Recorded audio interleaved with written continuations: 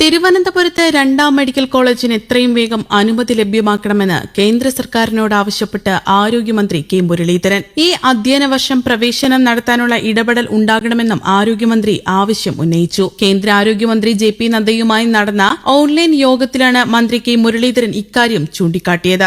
NHM പദ്ധതികളുടെ അവലോകന യോഗത്തിലാണ് മന്ത്രി കേരളത്തിന്റെ സുപ്രധാന ആവശ്യം ഉന്നയിച്ചത്. തിരുവനന്തപുരം ജനറൽ ആശുപത്രിയെ 100 MBBS സീറ്റുകളുള്ള മെഡിക്കൽ കോളേജായി ഉയർത്തുന്നതിനുള്ള അടിസ്ഥാന സൌകര്യങ്ങളും ജീവനക്കാരും സജ്ജമാണ്. പുതിയ മെഡിക്കൽ കോളേജിനുള്ള 150 കോടി കേന്ദ്ര സഹായം ഉടൻ അനുവദിക്കണമെന്നും കെ മുരളീധരൻ ആവശ്യപ്പെട്ടു. കേരളത്തിന്റെ ആവശ്യം ഗൌരവത്തോടെ കാണുന്നുവെന്നും രാജ്യത്തുടനീളം 10,000 മെഡിക്കൽ സീറ്റുകൾ സജ്ജമാക്കാൻ 15,000 കോടി രൂപ കേന്ദ്ര സർക്കാർ വകയിരുത്തിയിട്ടുണ്ടെന്നും കേരളത്തിന്റെ ആവശ്യം ഇതിൽ ഉൾപ്പെടുത്തി അനുമതി ലഭ്യമാക്കുമെന്നും ജെ.പി. നദ്ദ ഉറപ്പു നൽകി. കേരളത്തിൽ എയിംസിനായി 10 സ്ഥലങ്ങൾ കണ്ടെത്തിയിട്ടുണ്ടെന്നും സാധ്യതാ പഠനം ഉടൻ പൂർത്തിയാക്കി സ്ഥലം തീരുമാനിച്ച് എയിംസിന് അനുമതി ലഭ്യമാക്കണമെന്നും മന്ത്രി കെ മുരളീധരൻ ആവശ്യപ്പെട്ടു. കേരളത്തിന്റെ ആവശ്യം ന്യായമാണെന്നും അത് അംഗീകരിക്കുന്നുവെന്നും കേന്ദ്രമന്ത്രി ജെ.പി. നദ്ദ പറഞ്ഞു. നടപടികൾ പൂർത്തിയാക്കി സമയബന്ധിതമായി എയിംസ് അനുവദിക്കുമെന്നും അദ്ദേഹം ഉറപ്പു നൽകി. വിവിധ ആശുപത്രികളിലെ പദ്ധതികൾക്കായി കേന്ദ്ര സഹായവും മന്ത്രി തേടി. പ്രധാനമന്ത്രി സ്വാസ്ഥ്യ സുരക്ഷാ യോജന പ്രകാരം ഇടുക്കി, മഞ്ചേരി, വയനാട് എന്നിവിടങ്ങളിൽ സൂപ്പർ സ്പെഷ്യാലിറ്റി ബ്ലോക്കുകൾ, ഹരിപ്പാടും കൽപ്പറ്റയിലും സൂപ്പർ സ്പെഷ്യാലിറ്റി ആശുപത്രികൾ,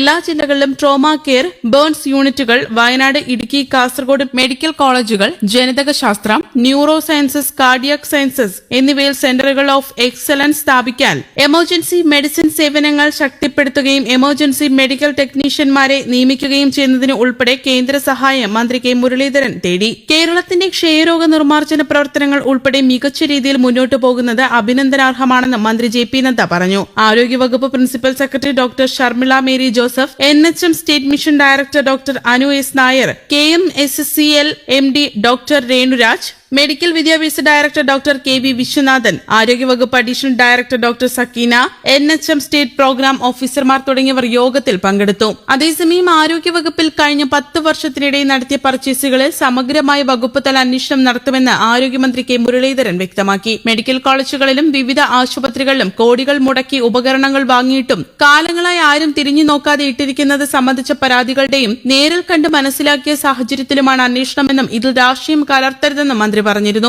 ആശുപത്രികളിൽ മതിയായ ജീവനക്കാരെ നിയോഗിക്കാനും മരുന്നുകൾ വാങ്ങാനും സാമ്പത്തിക പ്രതിസന്ധി നേരിടുന്ന കാലത്ത് ഇത്രയധികം ഉപകരണങ്ങൾ എന്തിനു വാങ്ങിക്കൂട്ടി എന്നത് കണ്ടെത്തേണ്ടതുണ്ട്. കമ്മീഷൻ ലക്ഷ്യമുള്ള പർച്ചേസുകളാണ് നടന്നതെന്നുള്ള ആക്ഷേപങ്ങളിൽ വ്യക്തത വരുത്തേണ്ടതുണ്ട്. തകർന്ന സിസ്റ്റത്തെ ശരിയാക്കുന്നതിനുള്ള നടപടികളുടെ ഭാഗമാണിതെന്നും മന്ത്രി കെ മുരളീധരൻ വ്യക്തമാക്കി. മൊബൈൽ മോർച്ചറികൾ, autoclave machine, oxygen concentrator machine എന്നിവ കോടികൾ വിലയുള്ള നിരവധി ഉപകരണങ്ങൾ ഉപയോഗശൂന്യമായി കിടക്കുന്നതായി ഇതിനോടകം കണ്ടെത്തിയിട്ടുണ്ട്. പ്ലാൻ ഫണ്ട് ഉപയോഗിച്ചുള്ള എല്ലാ പർച്ചേസുകളും അന്വേഷിക്കും. കൂടാതെ കേന്ദ്ര പദ്ധതിയായ PMSSY ഫണ്ട് ഉപയോഗിച്ചുള്ള പർച്ചേസുകളും കോവിഡ് കാലത്ത് കേന്ദ്ര സർക്കാർ വിതരണം ചെയ്ത ഉപകരണങ്ങൾ പ്രവർത്തിപ്പിക്കാതെ കൂട്ടിയിട്ടിരിക്കുന്നതും അന്വേഷണ പരിധിയിൽ ഉൾപ്പെടുത്തും. ഇത് സംബന്ധിച്ച പരാതികൾ സർക്കാർ അധികാരത്തിലെത്തിയതിന് പിന്നാലെ വിവിധയിടങ്ങളിൽ നിന്ന് ഉയർന്നിരുന്നെങ്കിലും കഴിഞ്ഞ ദിവസം വയനാട് മെഡിക്കൽ കോളേജ് സന്ദർശനത്തിനിടെ നേരിൽ കണ്ട് ബോധ്യപ്പെട്ട യാഥാർത്ഥ്യങ്ങളാണ് ഇപ്പോൾ അന്വേഷണ തീരുമാനത്തിന് പിന്നിൽ. വയനാട് മെഡിക്കൽ കോളേജിൽ മൊബൈൽ മോർച്ചറികൾ ഉൾപ്പെടെ കോടികൾ വിലയുള്ള ഉപകരണങ്ങൾ ഗോഡൌണിൽ തള്ളിയിരിക്കുകയാണ്. കാലപ്പഴക്കം ചെന്നതിനാൽ പല ഉപകരണങ്ങളും ഇനി ഉപയോഗിക്കാൻ കഴിയുമോ എന്ന സംശയമാണ്.